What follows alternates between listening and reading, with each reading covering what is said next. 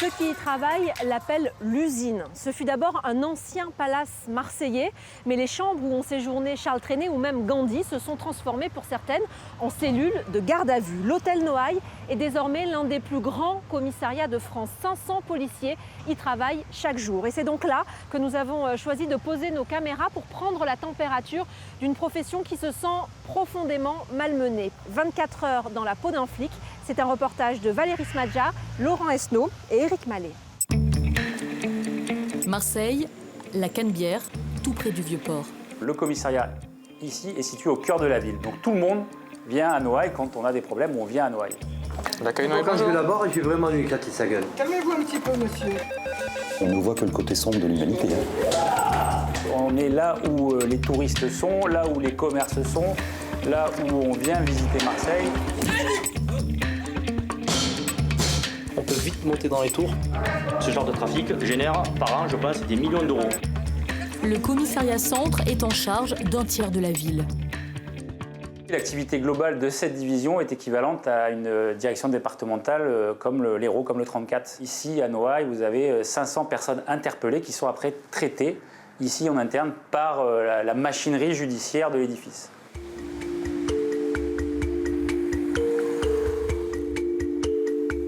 Un bâtiment, 5 étages, ouvert 24 heures sur 24, 7 jours sur 7. Bassin de population concerné, 230 000 personnes diverses et variées. Vous sentez l'alcool, monsieur? Le problème, c'est qu'on ne peut pas vous prendre en place. Vous avez vu, monsieur, ce n'est pas possible au niveau de la loi. Vous avez compris?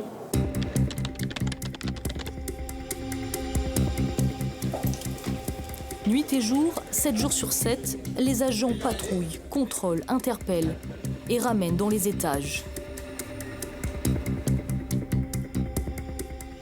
Pour donner une image qui soit compréhensible par tout le monde, ce service-là, c'est un petit peu assimilable aux urgences d'un hôpital.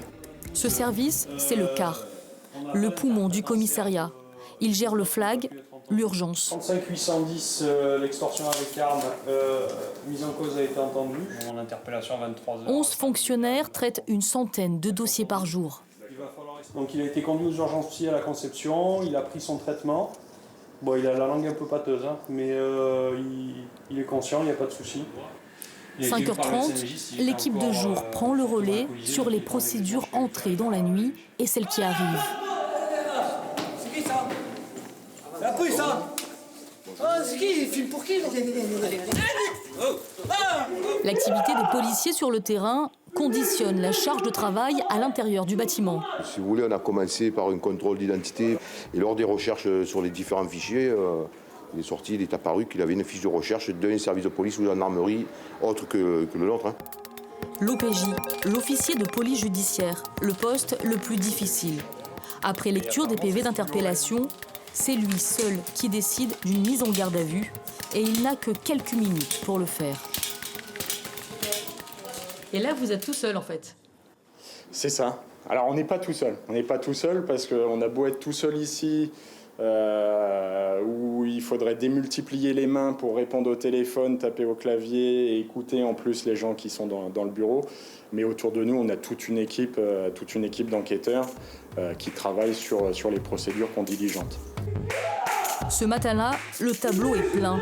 24 gardes à vue pour 20 places dans les geôles. Ils sont over quota. Bonjour. 8h30, début de journée pour Nadia, référente à l'accueil. Accueil Noailles, bonjour. Eux ne sont pas policiers, mais administratifs. Armés seulement de leur patience, ils voient défiler 6000 personnes par mois. Oui, c'est votre téléphone, monsieur. Vous avez fait couper la ligne. Est-ce que vous avez aussi le numéro IMEI? Voilà, une pièce d'identité. Votre pièce d'identité, s'il vous plaît. Accueil Noailles, bonjour. L'accueil Noailles, bonjour. Madame, bonjour. Allô? Madame, bonjour. Vous êtes convoqué pour quel motif? Oui, mais pour quel motif vous êtes convoqué? Vous savez pas? La personne suivante. Calmez-vous un petit peu, monsieur. Monsieur, bonjour. Oui, mais il n'y a pas de souci, c'est ce que je suis en train d'essayer de vous expliquer. Laissez-moi finir. On n'achète pas une carte bleue qui est déjà barrée, monsieur. Je vous laisse patienter, madame. Journée à thème perte de documents étrangers. Est-ce que vous arrivez à débrancher? Ça dépend des jours. Hein. Il y a des fois où j'ai des rêves qui sont très agités. En fait, pour une dégradation de biens, c'est un dépôt de plainte, c'est pas une main courante. Ça va être quoi la différence entre une plainte et une main courante? Alors le dépôt de plainte, il va y avoir une enquête à la suite, ce sera traité. Alors qu'une déclaration de main courante, juste on écoute ce qu'ils ont à leur dire, on l'enregistre sur le fichier et on leur donne une copie. Il n'y a pas de suite après. L'accueil ventile ensuite les demandes de plainte dans l'un des 4 box. Je faisais une livraison à vélo et le temps que je monte faire ma livraison, donc j'ai laissé mon vélo en bas de l'endroit, en bas de l'immeuble, et mon vélo avait disparu. Il se peut que l'enquête débute dès le dépôt de la plainte. Donc il a dit 22 Donc j'ai heures. vu qu'il y avait une caméra. Il était, oui, 22 heures. Alors en fait, on téléphone au centre de supervision urbain à Marseille, donc la police municipale qui gère donc toutes les caméras en fait de la ville pour voir si on voit donc l'auteur des faits. Si c'est le cas, une réquisition est faite pour poursuivre l'enquête. Et si le visionnage est négatif, c'est négatif. Une vidéosurveillance exploitable pendant 10 jours. Chaque plaintier traite entre 10 et 15 plaintes par jour, très régulièrement à l'aide d'un interprète. On qualifie donc l'infraction par rapport à ce qui nous est énoncé par la victime et puis ensuite on prend la plainte en fonction de ce qui nous est raconté, quoi. Et chaque mot a son importance. La qualification de l'infraction est fondamentale pour sa prise en charge par le parquet. Tout est contrôlé et quelquefois requalifié. Par exemple, il y a des qualifications très précises pour qualifier un vol-tir. Il faut qu'il y ait simultanéité entre la découverte de la personne qui se dit « Tiens, je n'ai plus mon téléphone portable, je viens juste d'être bousculée ». La personne qui vous dit « J'étais dans le métro, j'étais dans le bus, je suis sortie, puis une heure après, je me suis rendu compte que je n'avais plus mon téléphone portable sur moi ». Ce n'est pas un vol-tir, c'est un vol simple. Il arrive que la qualification de la plainte ne soit pas la bonne, donc effectivement, on requalifie la plainte pour qu'elle corresponde au code de procédure pénale. Ce qui est garde à vue, c'est là où on a tout accès sur toutes les geôles, toutes les cellules. Donc s'il y a un incident, ça enregistre et ça permet de revenir sur... ouais, il n'est pas content. Il est pas content. Ou il a faim, il a une cuillère dans la bouche.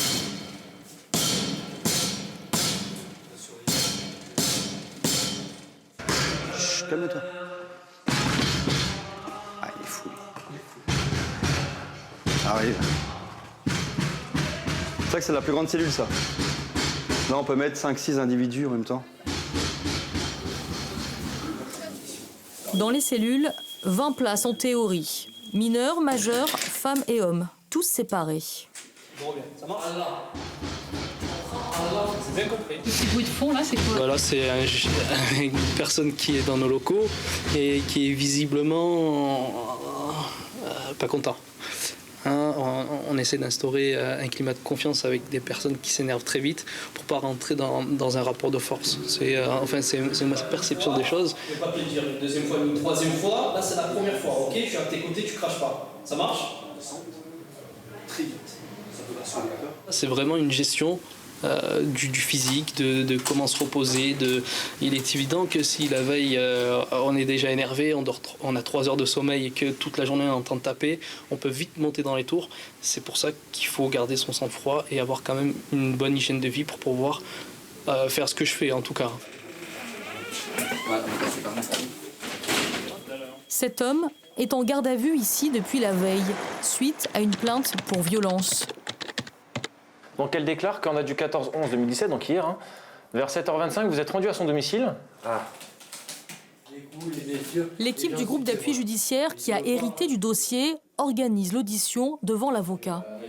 Vous avez arraché le téléphone, vous l'avez jeté par terre et vous lui avez mis une gifle. Qu'est-ce que vous pouvez dire à tout ça? C'est complètement faux. Que tout ce qu'elle raconte là, c'est faux. Déjà, je ne l'ai pas rencontré devant chez elle, je l'ai rencontré devant le bar tabac. Je ne l'ai pas rencontré devant chez elle, c'est ça? Voilà, exactement. À partir de là, une course contre la montre commence. L'équipe a moins de 24 heures pour mener l'enquête. Tout doit être retranscrit mot à mot. C'est pas un combat en fait l'audition, c'est vraiment de savoir la vérité, ce qui s'est passé ou pas. Donc nous, on est là, on cherche à savoir la vérité. Monsieur nous déclare ses dires, calmement, gentiment, il n'y a pas besoin de monter dans les tours, ça sert à rien. Maître, est-ce que vous avez des questions? J'ai une question. Je vous écoute. Monsieur Rebaoui, est-ce que vous avez appelé hier matin le 17? Comment ça Oui, s'est oui, passé j'ai appelé, oui. Ben, quand je suis arrivé devant chez elle, que j'ai commencé à la voir s'affoler, crier, j'ai dit oh là là. C'est le feu parce qu'en fait on est pris par le temps. Et là, le mis en cause a déclaré de nouvelles versions, a déclaré des faits comme quoi qu'il a appelé le 17. Donc nous on est obligé de vérifier, c'est dire, on est obligé de vérifier auprès de l'opérateur 17 tous les appels qui ont été émis ce jour-là et de retrouver si lui ou non il a bien appelé le 17.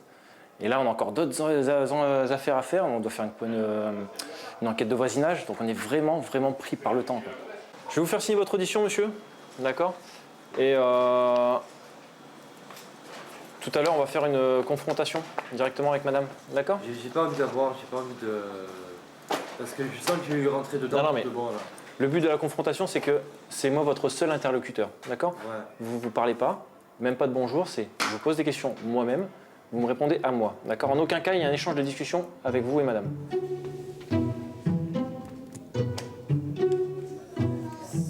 Juste pour info, c'est à noter. Ok. Voilà, leur tant attendu est arrivé. C'est quoi leur temps attendu? L'heure du repas. Ça va, surtout, c'est lors de la pause, quoi. 5 minutes, enfin une heure de pause. Très bien. Ça va, merci. Donc c'est tout le temps les 5 étages à pied, hein? Oui, sauf de temps en temps quand l'ascenseur fonctionne. C'est vrai qu'après on a des mollets en béton.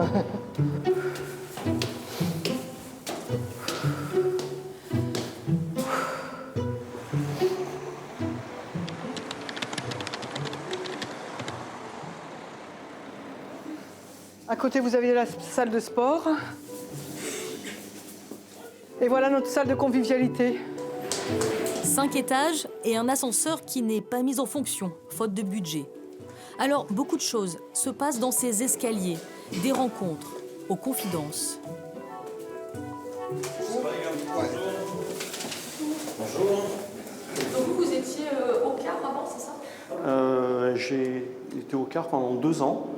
Je peux vous assurer que c'est le poste le plus difficile de ma carrière. Vous êtes vraiment dans l'urgence constante. Vous êtes dans le rapport humain tendu régulièrement. C'est compliqué. C'est compliqué et humainement, ça joue sur votre vie. Alors humainement, effectivement, ça joue sur notre vie. De toute manière, la police joue sur notre vie. On a un taux, malheureusement, de divorce élevé. Pour ma part, j'ai divorcé 1 fois, j'ai refait 3 fois ma vie. C'est pas toujours évident. Puis malheureusement aussi, on a aussi des taux de suicide importants. C'est tellement... Il faut être dans un désarroi le plus total, mais le geste peut être très simple. C'est sur une pression, notre vie s'envole. Il y a des postes ici de travail sur lesquels on ne peut pas laisser les fonctionnaires plus de 2-3 ans et on est obligé de changer, de leur faire ouvrir un peu le champ de perspective pour qu'ils aillent ailleurs. Ils se font les armes ici, mais après il faut qu'ils partent, puisque c'est très dur, surtout dans cette période où on sait que la police nationale, enfin toutes les institutions comme la gendarmerie aussi, sont touchées par le suicide. Bah, ici on est très vigilant, on utilise un management qui est quand même humain, on regarde évidemment les chiffres, mais on est assez proche des collègues et on essaye de voir, de détecter quand certains ne se sentent pas bien ou pour les enlever tout de suite parce qu'eux-mêmes ne se rendent pas forcément compte qu'ils sont dans le bain en fait. Ils sont dans la piscine, ils nagent, mais ils ne se rendent pas compte qu'ils boivent la tasse. Donc, une partie de la caverne d'Ali Baba. Alors, comme vous pouvez le voir, il y a des objets qui vont être détruits dans la semaine, à savoir ce sont des armes. Hein. Donc, vous voyez, on a tout ça. On a bien entendu la partie stup. Tout est noté par numéro d'ordre et par année. Vous ne pouvez pas vous permettre de supprimer la ligne 65 ou 64 avec l'ensemble des objets. C'est pour ça qu'il n'y a pas d'ordinateur? C'est pour ça qu'il n'y a pas d'ordinateur. On fait tout ça sur cahier, comme ça on voit. On ne peut pas, s'il y a quelque chose de rayé, s'il y a une rature, s'il y a un objet qui a disparu, on va tout de suite le voir. Alors ces parfums, ce sont des parfums qui ont été saisis dans une affaire judiciaire. Nous n'avons pas identifié les propriétaires. Nous avons obtenu la destruction, enfin l'ordre de destruction par le parquet de procéder à cette destruction. Allez, c'est bon, on jette. Hop. Hop. Tu arrives? Allez, balance.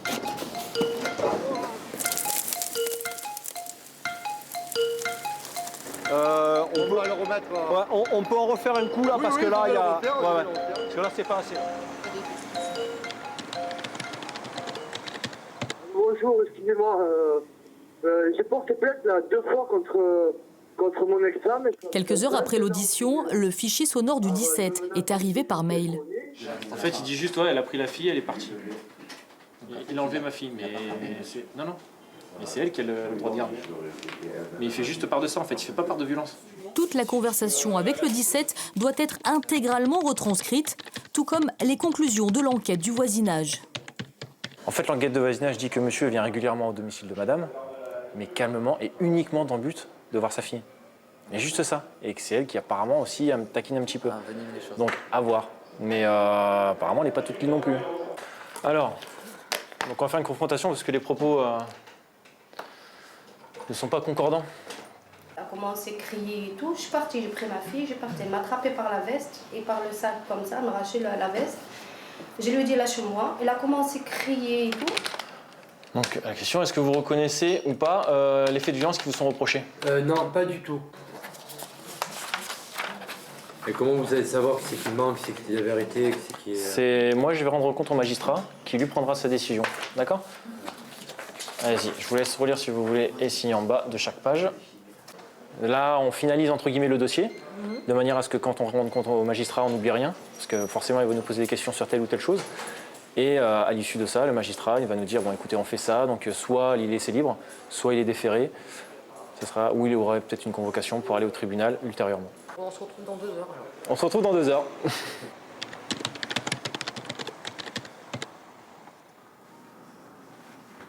Allez, l'audition débute. Pour un mineur, en plus de l'avocat, obligation de filmer toute l'audition. Encore une fois, tu peux répondre aux questions.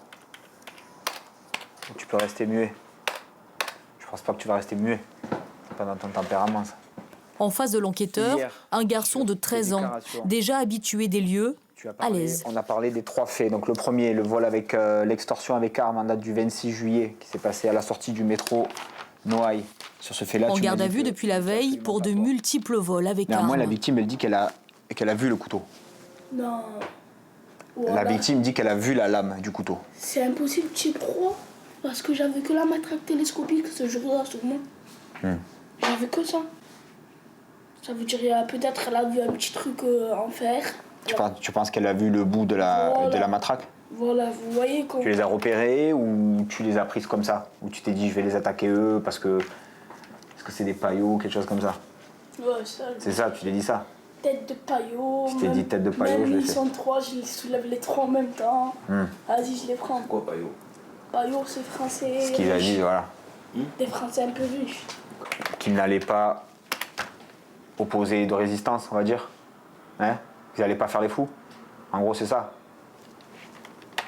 Moi, j'ai juste la possibilité de le mettre en garde à vue.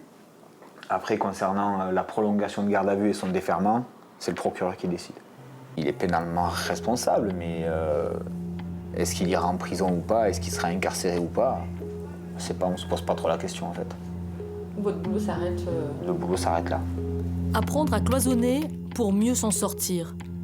Présenté au parquet le lendemain, le garçon ressortira libre. Un dénouement prévisible mais difficile à digérer après avoir passé beaucoup d'énergie à rechercher, comparer, enquêter et tenter de comprendre. Et c'est sans compter la lourdeur administrative. Quel que soit le délit, le policier d'aujourd'hui se dit noyé sous le poids des procédures. Du coup, l'étape d'après, c'est on écrit. Ah oui, parce qu'il suffit pas de leur courir après de les attraper. Hein. Ça, c'est pas le plus difficile. Après, oui, il faut mettre ça en bonne et due forme, faire appliquer la loi sur le papier, et voilà. C'est quoi, c'est un PV? PV d'interpellation, mise à disposition, bien sûr. Alors, on appréhende de l'argent tout le temps, de la marchandise. Et la procédure suit son cours, présentation à l'OPJ qui va aviser le magistrat, qui va décider ou pas d'une mise en garde à vue des individus, qui sont souvent multirécidivistes, et en situation irrégulière. Donc, tout ça, ça suit son cursus. Voilà. Alors, attends, ouais, parce que j'ai pas encore d'infos. T'as un numéro, il me faut un numéro de procédure, s'il te plaît. Plainte, ok. Une seule plainte, un seul plaignant. Nerveusement, c'est dur à encaisser. Là, surtout ce service-là, parce que pendant 11 heures, ils vont être à flux tendu, surtout aujourd'hui. Hein, l'activité est telle que là, ils vont rester à flux tendu toute la journée. Sans compter que des nouvelles affaires vont se présenter, il va falloir les gérer. Donc Christophe, là, qui est à côté, lui, a un rôle prépondérant et lui, il va encaisser tout ça, lui, en tant que décideur. Et c'est vrai qu'à la fin de la journée, ça vous met nerveusement sur les rotules, quoi. Vous êtes vraiment achevé. Hein. Christophe, OPJ et effaceur professionnel. Au cours de la journée, le tableau évolue selon les entrées et les sorties des gardés à vue. C'est un peu une victoire ce geste, non? C'est un soulagement de fin de journée. C'est un soulagement de fin de journée. Fin de journée aussi à l'accueil, où ça tamponne toujours. Les prises de plainte se multiplient, tout comme les histoires dans lesquelles il faut plonger. Elle pensait qu'il est dans la... Elle est venue. Ah, donc, je comprends mieux. Donc, quand ils sont partis en Algérie après la circoncision, en fait, elle n'a plus trouvé son mari en Algérie. Donc, elle pensait qu'il était rentré en France. On n'est pas des robots, on est des êtres humains. On peut comprendre toutes les situations qui se posent. Parce que moi, je pars du principe que ça peut aussi me tomber dessus, que ça peut m'arriver. Et du coup, on essaie de se mettre à la place des gens et puis de leur apporter la meilleure des solutions, en fait. Excusez-moi de vous poser la question, mais pourquoi elle a fait un enfant avec lui si ça fait plus d'1 an qu'il lui fait la misère? Enfin, je vous pose la question, madame, excusez-moi, mais parce que là, c'est catastrophique, en fait. Hein. Ah oui, non, mais... Après plus de 20 années de police, hein, effectivement, on ne voit que le côté sombre de l'humanité. Hein. Et c'est vrai qu'au bout d'un moment, c'est assez désespérant.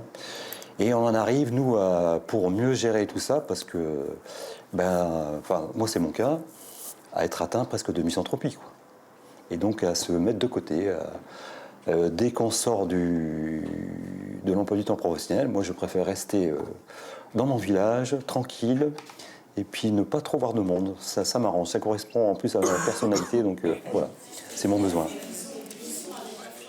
Là, la journée elle est finie pour vous? La journée est finie. Je file à la maison pour aller suivre ensuite mon cours de gym. Oui.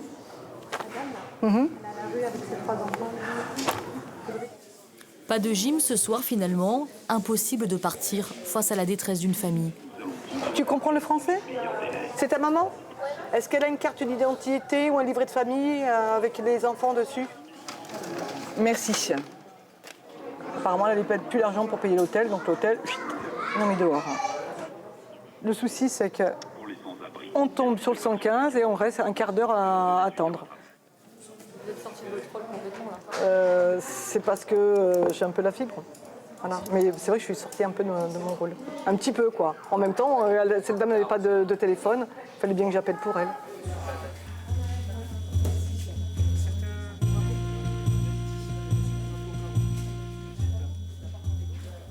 Là, j'appelle le magistrat de permanence.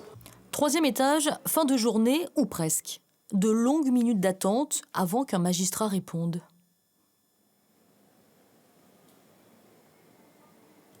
C'est des victimes victimes de violences conjugales, qui ont besoin d'aide. Donc c'est notre assistance en fait, on fait plus le rôle, je ne vais pas dire de psychologue, mais vraiment il y a une aide à côté en fait qui est apportée à chaque victime. Et vous, on vous aide? Pas du tout. On n'est pas aidé, malheureusement.